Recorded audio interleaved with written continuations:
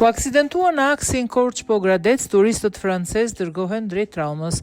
2 turistë francez që u përfshin në një aksident automobilistik mëngjesin e sotëm në aksin rrugor Pogradec-Korç, pranë fshatit Qerrav, janë dërguar drejt spitalit të traumës në Tiranë.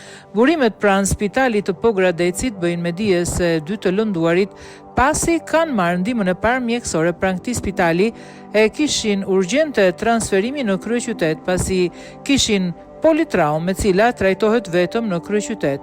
Mësohet se më shumë plagë paraqitet gruaja, por të dy ndodhen jashtë rrezikut për jetën.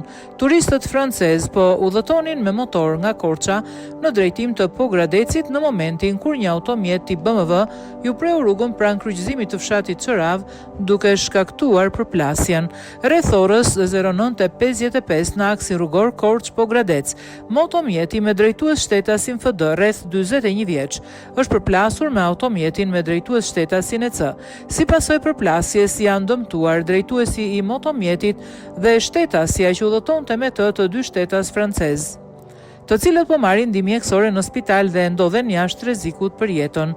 Grupi hetimor po punon për sqarimin e rrethanave të aksidentit, njoftoi policia.